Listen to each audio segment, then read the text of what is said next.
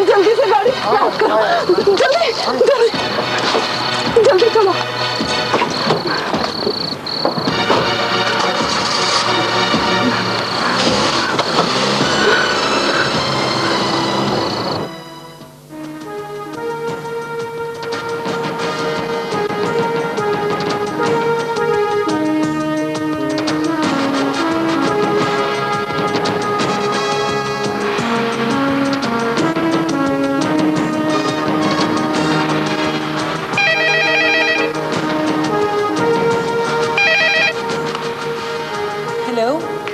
क्या कर रही हो?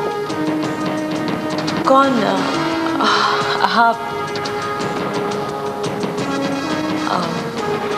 सच सच बताऊं, मैं आप लोगों के बारे में ही सोच रही थी। मुझे सिर्फ एक बात से दिलचस्पी है कि आप मुझे इस वक्त मिल सकती हैं। जी,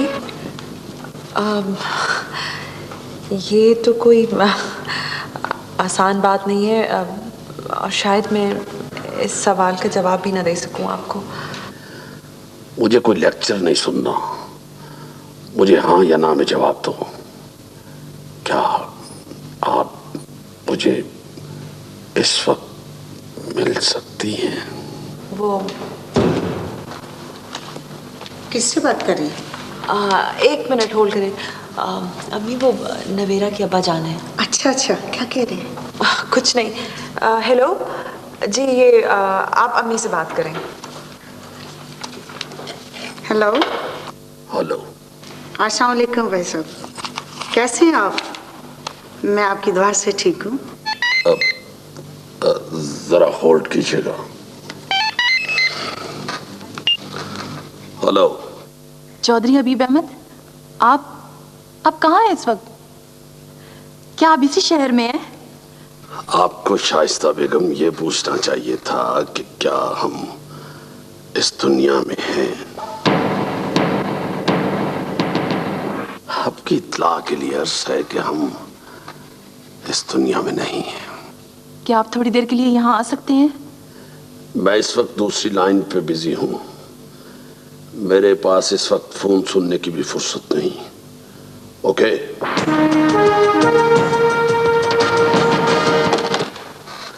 हेलो। भाई आप ही एक बात तो बताएं मुझे, ये आप एक ही शहर में रहते हुए हमें फोन क्यों करते हैं? दुनिया में सबसे ज्यादा कम फासला एक फोन का दूसरे फोन से होता है। आप तो हमारे गरीब खाने पे तशरीफ ला सकते हैं। जी हाँ, आज मैंने दाल माश पकाई है, बिल्कुल वैसे ही जैसे कभी मुगलों के दौर में पकती थी। मैंने कहीं पढ़ा कि शाहजहां ने दाल माश खाने के बाद दस्तरखान समेटने का हुक्म दिया था। आप खाना गर्म कीजिए, मैं आपके दौलत खाने पे हाजिर हो रहा हूँ। जी जरूर। अरे अरे चलो। जान, अम्मी, ये आपका रंग इतना पीला जर्द क्यों हुआ है? आपकी तबीयत तो ठीक है? बेटा, मेरे नसीबों में तो दुख ही दुख लिखे हुए। वो तुम्हारे अब्बा जान कहाँ है? हमराज कहाँ है? वो आया? ना बाजान आए ना हमराज। जिस बीवी का शौहर घर ना आता हो और उसका बेटा उसके कहने में ना हो, उस औरत का दुख जाकर उससे पूछो। मेरे शौहर पर जादू टूना किया गया है और मेरे बेटे को तावीज़ पिलाए हैं, और ये सब कुछ करने वाली तुम्हारी चच्ची तहजीब है। भाई तो मिलन आगा उनके घर जाता है और जिस दिन ना जाए उस दिन सबीन बेगम के फोन पे फोन आते। मुझे पता है कि इन खबीसों के जो मंसूबे हैं ना, मुझे पूरा यकीन है कि ये तबाह और बर्बाद होंगे। मेरी बद्दुआ है इनके साथ। और वो जो सबीन है, उसने मेरे बेटे को अपने जाल में फंसाया हुआ है। तो तुम हमराज को फोन करो, उसका पता करो कहाँ है, और अगर अल्लाह तुम्हें तौफीक देना तो अपने बाप का भी पता करो कहाँ है वो।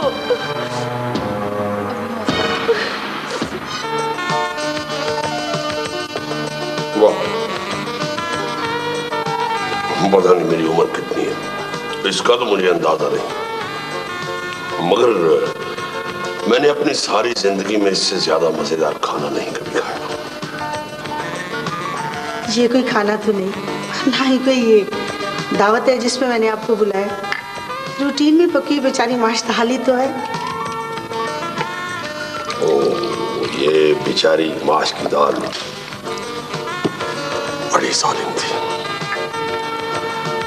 इस माश की दाल ने मुझ पर जो जुल्म और सितम ढाए हैं, वो मैंने पता नहीं कैसे बर्दाश्त किए। वैसे मुझे तो ये माश की दाल के दाने लगते ही नहीं, मुझे तो लग रहा है जैसे छोटे छोटे नरगिसी कोफ्ते हैं। क्यों गुजरा हुआ जमाना याद करवाती हूँ, और जब कभी मैंने नरगिसी कोफ्ते बनाए फिर तो आपको अपना दिल थाम कर खाना होगा। हद तो गई है, आप आज बड़ी खामोश हैं। नहीं, दरअसल मैं ये समझती थी कि मेरी अम्मी जान से ज़्यादा बातें करने का किसी को शौक नहीं है, लेकिन मेरा ख्याल गलत था। आपको तो मेरी अम्मी जान से भी ज़्यादा बातें करने का शौक है।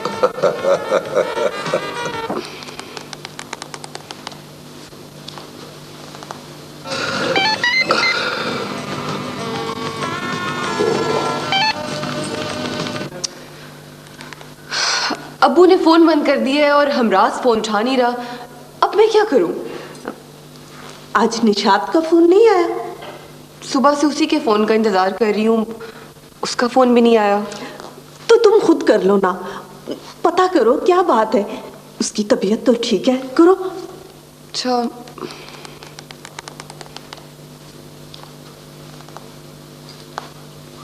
हेलो हेलो, हाँ कैसी हो? तुमने आज फोन ही नहीं किया? कितनी चालाक हो तुम। ये तो मैं तुमसे कहने वाली थी कि सुबह से तुमने मुझे फोन नहीं किया। क्या हो रहा है? कुछ मेहमान आए हुए हैं। ओह, लगता है बहुत खास मेहमान आए हुए। बहुत खुश लग रही हो।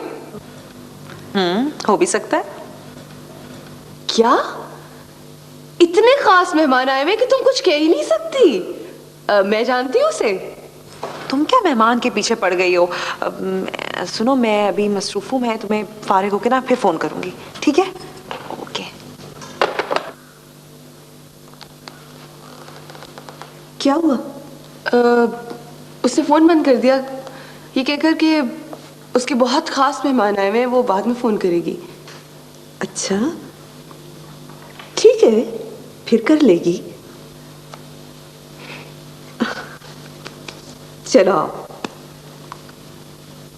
हंस दो, क्या हुआ, कर लेगी फिर फोन। अच्छा, बैठिए ना, अभी इतनी जल्दी भी क्या है? मैं तो सोच रही थी चाय का एक एक कप हो जाए। मैं इतने मजेदार खाने का जायका खराब नहीं करना चाहता। चाय का जायका आपको खाने का जायका बुला दे। हद तो गई, अब मैं इजाजत चाहता हूँ। हाँ, आपको एक बात की इजाजत नहीं है कि आप मेरे यहाँ आने का जिक्र नवीरा से नहीं करें। जी क्या मतलब? मैं समझी नहीं। कोई ऐसी मुश्किल बात तो मैंने की ही नहीं। आप जैसी खातून को तो समझ जाना चाहिए था। आपका मतलब है कि आपकी बेगम साहिबा को? जी, मेरा मतलब है कि आपको इस बात की इजाजत नहीं है कि आप मेरे यहाँ आने का जिक्र मेरे घर के किसी भी फर्द के साथ। मेरा ख्याल है निशात मेरी बात को समझ गई। खुदा हाफिज।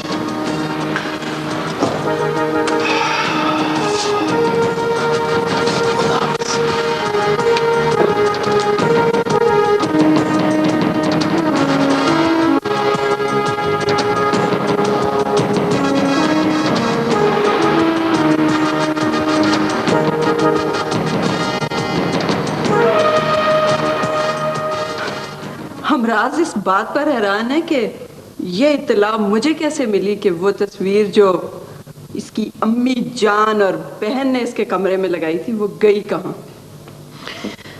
अरे बेगम, इस बेचारे को क्या खबर कि औरतों का जासूसी का महकमा हिटलर की खुफिया एजेंसी गस्टापो से भी ज्यादा एफिशिएंट और अलर्ट होता है।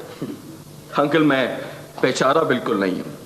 एक्चुअली मसला ये है कि मुझे इस महकमे में कोई इंटरेस्ट नहीं है। डैडी, आप हमराज को क्या समझते हैं? ये बहुत चालाक है।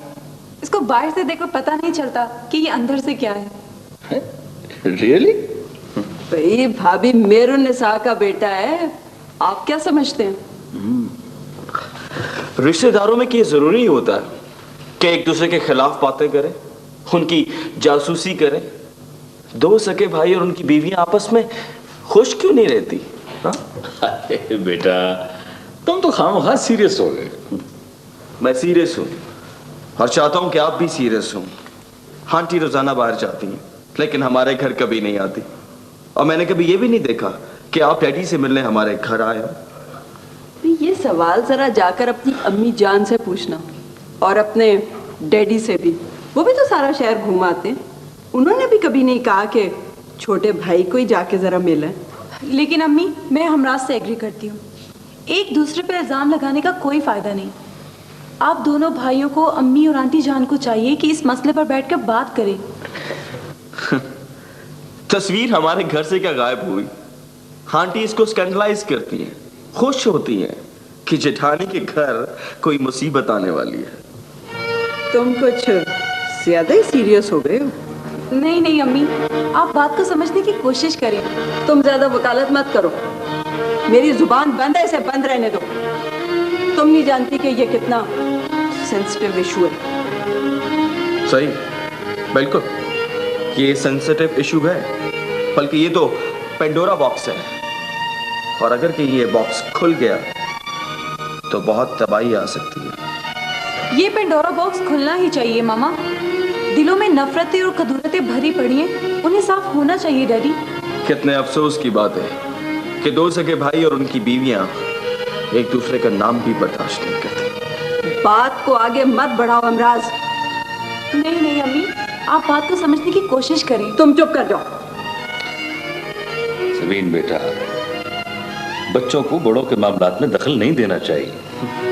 अंकल, हम अपने आप को तालीम याफ्ता कहते हैं, पढ़ा लिखा भी कहते हैं, लेकिन हमारी जहालत की इंतहा देखिए कि हम अपने बच्चों को इस बात की इजाजत नहीं देते कि बड़ों के साथ बराबरी की सतह पर बैठकर बात कर सके। ये सवाल जरा अपनी अम्मी जान से जाकर पूछना। अम्मी, आंटी मुझे भी तो कह सकती है कि अपनी अम्मी जान से जाकर पूछना। इसका क्या फायदा? तब्दीली कैसे आएगी? बेटा, ये तब्दीली एक रात में तो नहीं आ सकती। मेरा ख्याल है कि अब हमें सोना चाहिए। ये बातें करने का नहीं, मेरा ख्याल है आराम का वक्त है। सबीन, चलो अपने कमरे में जाओ। इससे पहले कि आप लोग सोने जाएं, मुझे चले जाना चाहिए। खुदा हाफिज़। मामा, आपने अच्छा नहीं किया उसे नाराज करके।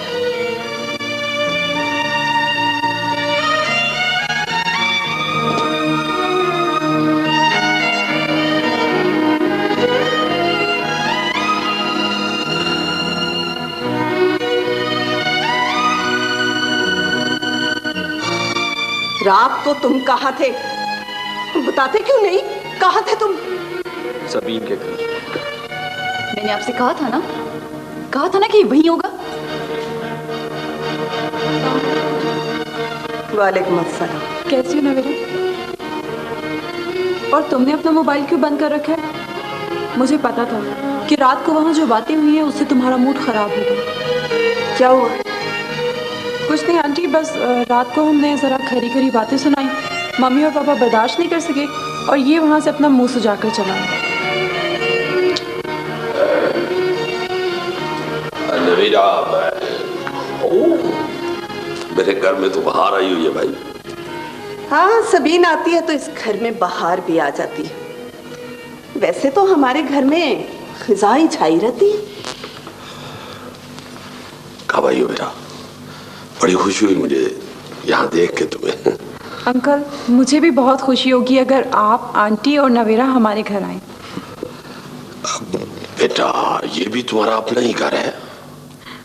अंकल, मुझे आपसे कुछ बातें करनी है। सॉरी, मेरे पास तो इस वक्त टाइम नहीं है, मैं एक मीटिंग पे जाना मैंने। सिर्फ अंकल 5 मिनट के लिए अपनी प्लीज। माँ की तरह बड़ी जिद्दी हो तुम भी। हाँ बोलो।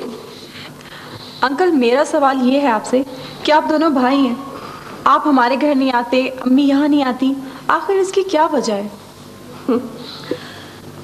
इनसे क्या पूछती हो? जो अपने घर में कभी कभार आते, वो इन हालात के बारे में तुम्हें क्या बता सकते? बेटा, ये सवाल तो उनसे करो जिन्होंने ये हालात बिगाड़े हैं। रही मेरी बात, तो तुम्हारे अब्बू से, मेरे भाई से, उसकी बीवी से, तुम्हारी माँ से, तुम्हारे साथ मेरी लड़ाई का तो सवाल ही पैदा नहीं होता। मैंने तो अपनी पोजीशन क्लियर कर दी है। इनसे पूछो, बड़े बड़े अक्लमंद यहां बैठे हुए हैं, पूछो इनसे। क्या बैठू मैं यहां? आप बैठ नहीं सकती? तुम्हारे कहने पे बैठी थी। हमने तो आते ही कहा बैठो, लेकिन उसकी माँ ने कहकर भेजा है कि लोगों से जरा फासला रखना। आंटी ऐसी बातें कभी नहीं करती। मेरी औलाद ही मेरे खिलाफ है, मैं किसी के लिए क्या कह सकती हूँ? आंटी, मुझे कभी अम्मी जान ने किसी बात से नहीं मना किया, और यही तो अफसोस है कि आप लोग एक दूसरे से क्यों इतना दूर हो गए हो। सबीन, तुम हालात को नहीं जानती और ना ही तुम्हें कुछ पता है, और ना ही मैं अपनी जुबान खोलना चाहती हूँ। तुम्हारी माँ ने मेरे घर को बर्बाद करने में कोई कसर नहीं छोड़ी। फर्ज करें कि आप ठीक कह रही हैं, लेकिन आप ये तो बताएं कि आखिर आपकी उनसे क्या दुश्मनी है? मेरा ख्याल है इस तरह के सवालों जवाब से कोई नतीजा नहीं निकलेगा। तुम मुझे बताओ कि रात को वहां मेरे खिलाफ क्या साजिश तैयार हुई, जिसके तहत उसकी माँ ने अपनी बेटी को यहाँ सुबह सुबह आग भड़काने के लिए भेज दिया। आंटी, मेरे हाथ तो खाली है, मैं कोई माचिस नहीं लेकर आई। यही तो कमाल है तुम्हारी माँ का कि वो लफ्जों से आग भड़काती है। माँ, नफरत और दुश्मनी की कोई हद होती है। आप किस किस्म के इल्जाम लगाती हैं, कभी आपने सोचा? मैं इल्जाम लगाती हूँ, इल्जाम लगाती हूँ। नवेरा, कह दो इसे कि इसकी माँ ने मेरे बेटे को जो पट्टी पढ़ाकर भेजा, उसके लिए मैं उसे कभी भी माफ नहीं कर सकती। उसने अपनी बेटी को यहाँ जिस लिए भेजा है, वो भी मैं अच्छी तरह समझती हूँ। सभी रुक जाओ, मुझे तुमसे एक जरूरी बात करनी है। ये लड़की यहाँ क्यों आई?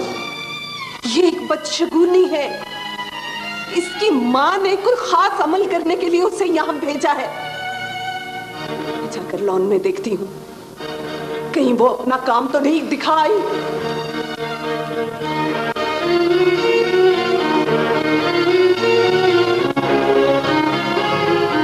माँ ये समझती है कि उनकी तरह बाकी लोग भी पीरों, फकीरों और तावीज़ों के कामों में मसरूफ हैं। पता नहीं ये लोग कहाँ तालीम हासिल करते रहे।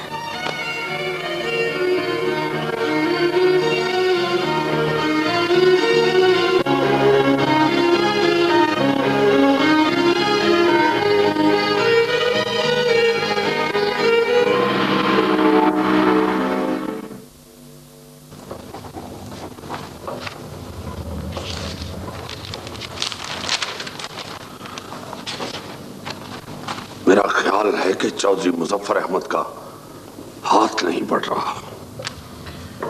लेकिन उसने इंक्वायरी तो रुकवा दी है ना? नहीं, इंक्वायरी रुकवा कर उन्होंने हमें धोखा दिया है। हम मुतमईन हो गए और वो अपना काम करते रहे। तुम क्यों समझने की कोशिश नहीं करते?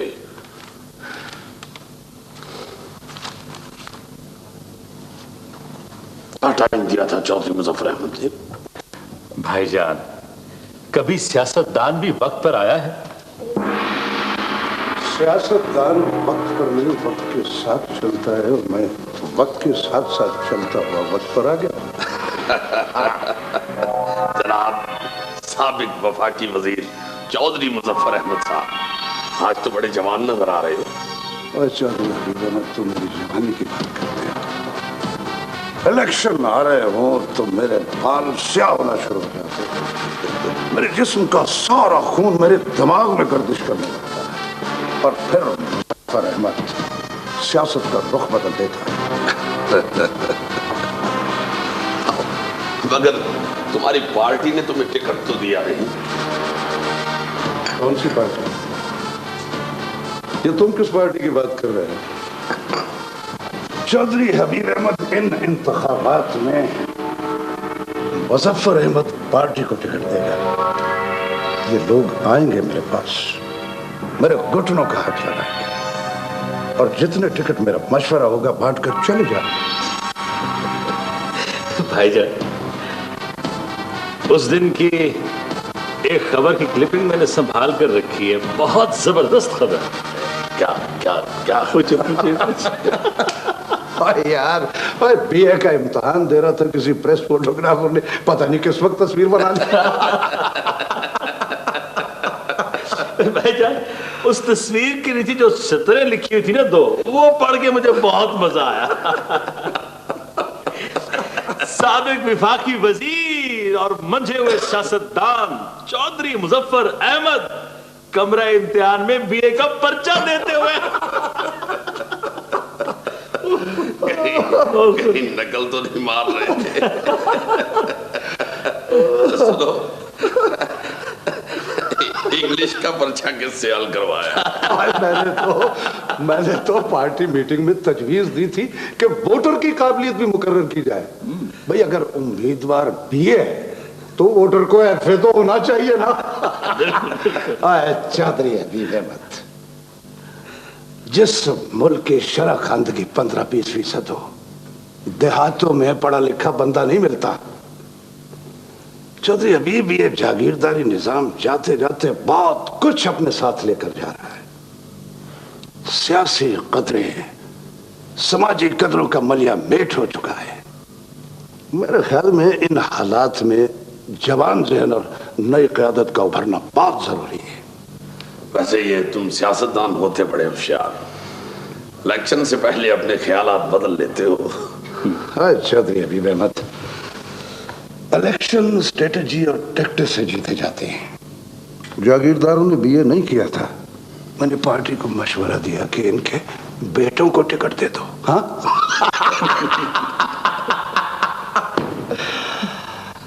मगर ये क्या हुआ?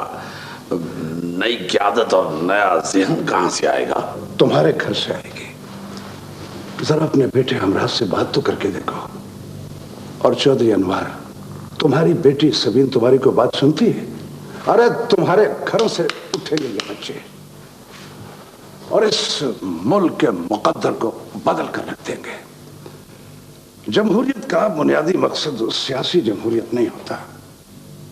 डेमोक्रेसी उस वक्त आएगी जब बाप और बेटा दोनों सियासी अंदाज से सोचेंगे और अमल करेंगे। हर बंदे को इख्तलाफ राय का हक हासिल होगा। हद हो गई। तुम सियासतदान जरा सा मौका मिले तो तकरीर शुरू कर देते हो। बहरहाल मुझे तुम्हारा नया नजरिया जरूरत पसंद आया है। अपने बच्चों को फौरी तौर पे सियासत में ले आओ, देर न करना वरना बहुत देर हो जाएगी। पहले वो काम की बात तो कर ले। वो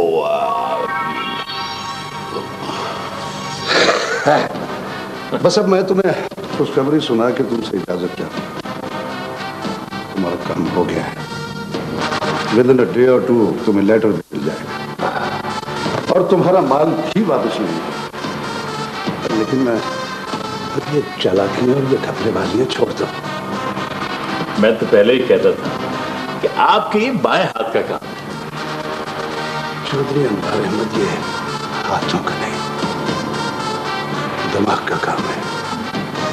मेहरबानी है ब्यूरोक्रेसी की कि वो भी हमें सलाम करने की तकलीफ वगैरह कर लेते हैं, वरना तुम जानते हो सलाम तो हमें करना पड़ता है। लो भाई, अब इजाजत चाहूंगा। Thank you. मेरे जूनियर्स ये अटेंड कर रहे हैं और उसकी वजह ये मिस्ट्री जो तुमने मेरी मेज पर ला कर रख दी है। मेरा तो दिल ही नहीं चाहता कोई और काम करने को। निम्रा, काश उस आदमी से मेरी मुलाकात उसकी जिंदगी में हुई होती। इस किताब में उसने एक फिक्रा सिक्के की पेंसिल से लिखा है, ये देखो, तकरीबन मिट चुका है। इंसानियत उस वक्त तक आजाद नहीं होगी जब तक जागीरदारी निजाम का खात्मा मुकम्मल तौर पर नहीं कर दिया जाता। जागीरदारी निजाम इंसान को जानवरों और मवेशियों की सतह पर जिंदा रहने की इजाजत देता है। इसी किताब के आखिरी सफ़े पर मैंने भी एक पैराग्राफ नोट किया। अच्छा। वो ये कि जमहूरियत अपने तमाम पार्लिमानी आईनी तकाज़ों के साथ कारफरमा होगी तो जागीरदारी निजाम के ताबूत में आखिरी कील ठोकने का वक्त आएगा। निम्रा, मैंने हमराज से बात की है। हमें इस सारे वाक़े पर ना बहुत जल्द एक किताब मुरतब कर देनी चाहिए और मैंने बहुत सारा काम मुकम्मल भी कर लिया है। एंड आई एम श्योर कि ये किताब बेस्ट सेलर होगी। वो तो ठीक है, लेकिन मुझे लगता है कि हम उसके ख्यालात और फ़लसफ़े से इतने मुतासर हो चुके हैं कि उस बेचारे की तफ्तीश पर कुछ ज़्यादा ध्यान नहीं दे रहे। ये तुम कैसे कह सकती हो? तुम यहाँ ऑफिस में बैठी रहती हो सारा दिन। मेरा हर एक से बाकायदा तौर पर राब्ता है और सारे कागजात तुम्हारे सामने टेबल पर मौजूद हैं। पोस्टमार्टम की रिपोर्ट में मौत की वजह, कॉज ऑफ डेथ, उसने तो मुझे और भी ज़्यादा उलझा दिया है। अब डॉक्टर ने वाज़ेह तौर पर लिखा है कि मौत हरकत कल्ब के बंद हो जाने की वजह से हुई। हर मौत दिल की हरकत बंद होने की वजह से ही होती है, लेकिन दिल की हरकत बंद क्यों हुई उसका सबब इस रिपोर्ट में नहीं लिखा हुआ। इसीलिए मैंने इस रिपोर्ट का जिक्र करना तुमसे मुनासिब नहीं समझा। मोहतरमा एडवोकेट साहिबा, मैंने अपनी आंखों से तशद्दुद के निशानात देखे हैं, गर्दन से लेकर कंधों तक और बाजुओं पर। किसी ने उसकी गर्दन दबाकर उसका सांस रोक दिया और हरकतें कल्ब बंद हो गई। मुझे अभी और इसी वक्त कोर्ट जाना है। तुम ऐसा करना, फारग होकर ना तो वापस आ जाना यहाँ पे। ठीक है, मैं भी निकल रहा हूँ, मुझे भी पहुँचना है। चलो जल्दी करो।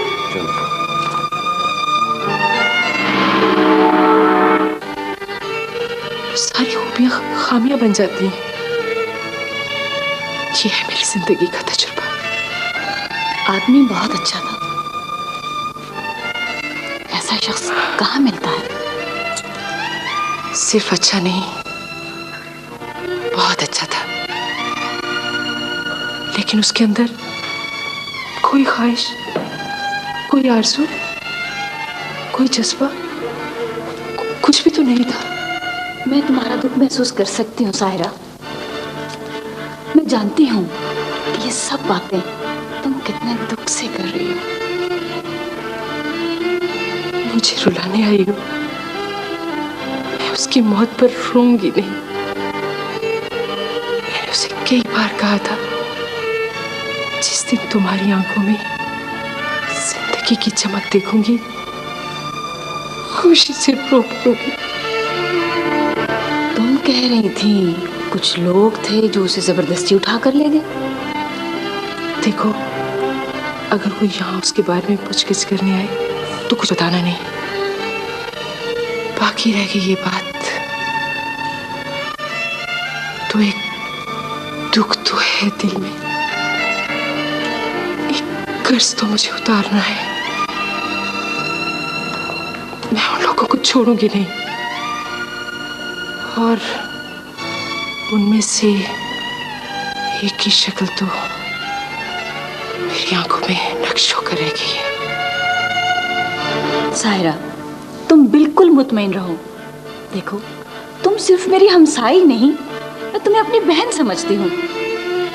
और रही उस शख्स की बात, उसकी इज्जत मेरे दिल में हमेशा रहेगी। तुम्हें एक बात बताऊं? वो बहुत डरा हुआ इंसान था। उसके साथ रहते हुए मैं भी खौफजदा रहने लगी थी, लेकिन अब एक अजीब तब्दीली अपने अंदर महसूस करने लगी हूँ। उसकी मौत ने मेरे सारे खौफ दूर कर दिए। अब मैं डरती नहीं हूँ। वो खुद तो मर गया, लेकिन मुझे हर खौफ से निजात दिला गया। ये नेक लोग कैसे होते हैं? इन्हें नेकी के रास्ते से कोई नहीं रोक सकता। इनकी मौत भी शायद नेकी की तरफ ही कोई अगला कदम होती है। वो मरकर मुझे जिंदा रहने का हौसला दे गया। ताजी जी, बीबी जी, ये चूड़ियां कौन दे गया? ये आपने खुद पहनी है बीबी जी।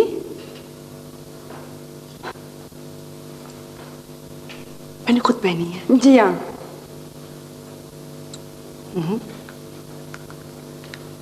अच्छा, ये बताओ कि कितनी देर पहले की बात है ये? ये काफी दिन गुजर गए हैं बीबी जी। ओह, मुझे याद ही नहीं रहा जी कि मैंने खुद पहनी है। हाँ जी, है ना? जी। तुम लेकर आई हो? हाँ जी, मैं लेके आई थी। तुम्हारा दिमाग खराब हो गया है, तुम्हारी याददाश्त खत्म हो चुकी है, तुम भूलना शुरू हो गई ताजी। ये अगर मैं लेकर आई तो मुझे याद ना होता? तुम्हारा क्या ख्याल है? मैं पागल हूँ? मैं साइको पेशेंट हूँ? हाँ, यही कहना चाहती हो ना तुम? जी निकल जाओ, निकल जाओ मेरे कमरे से, आउट।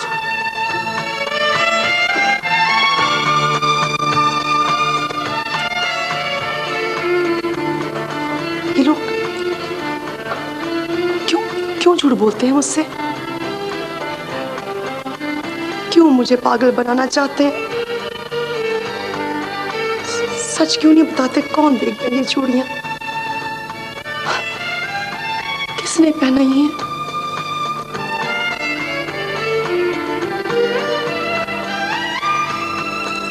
हो सकता है ये चूड़ियां मैं खुद ही लेकर आई हूं। अब मैं ये समझती रही कि कोई मुझे पहना आ गया। कितनी प्यारी है,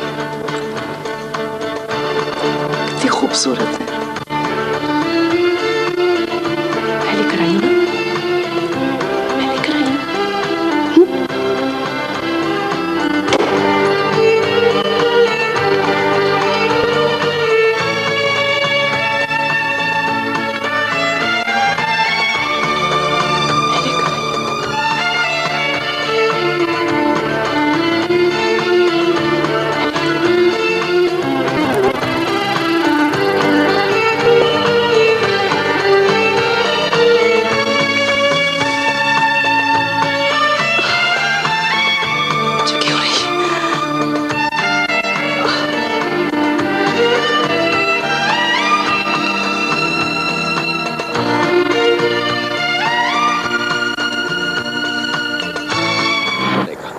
बैठो।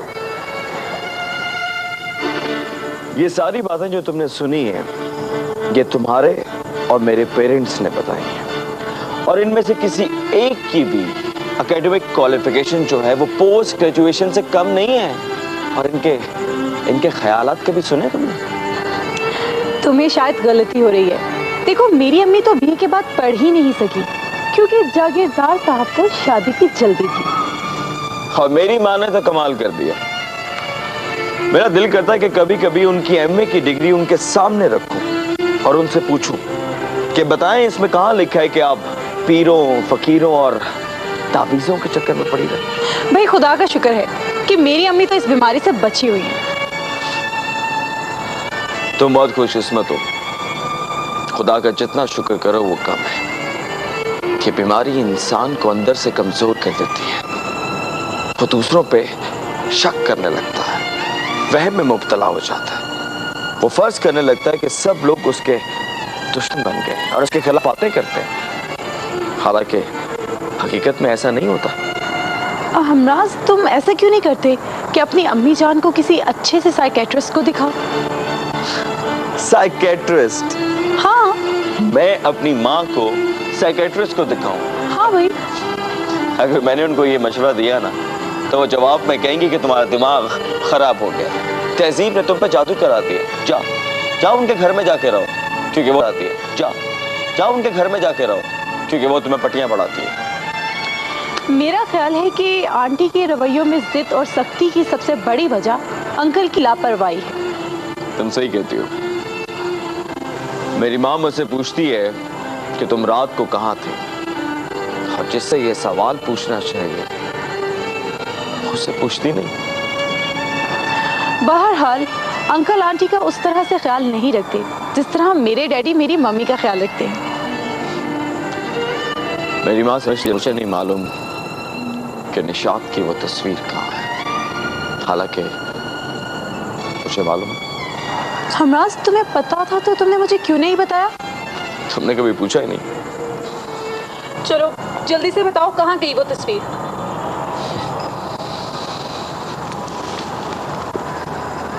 निशात की वो तस्वीर मेरे अब्बा जान ले गए। क्या? निशात की तस्वीर अब्बा जान ले गए? हाँ, मेरे अब्बा जान।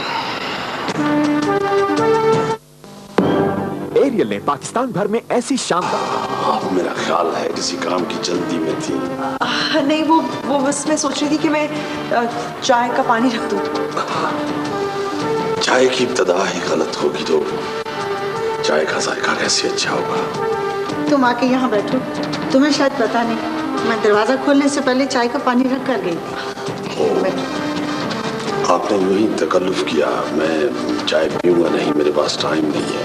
आप लाख चलती में चाय तो आपको पीकर जाना पड़ेगा। मुझे चाय बनाने में सिर्फ 1.5 मिनट लगते हैं। मुझे चाय पीने में 10 मिनट लग जाते हैं। आप अपनी चाय ठंडी करके पीते होंगे ना? मैं तो चाय गरम गरम पीती हूँ, मेरे तो होंठ भी जल जाते हैं। हाँ, मैं फोन पे आपसे बात तो कर चुका हूँ, इसलिए रिपीट नहीं करूंगा। ये वो गुलबाग की कोठी की चाबियां हैं।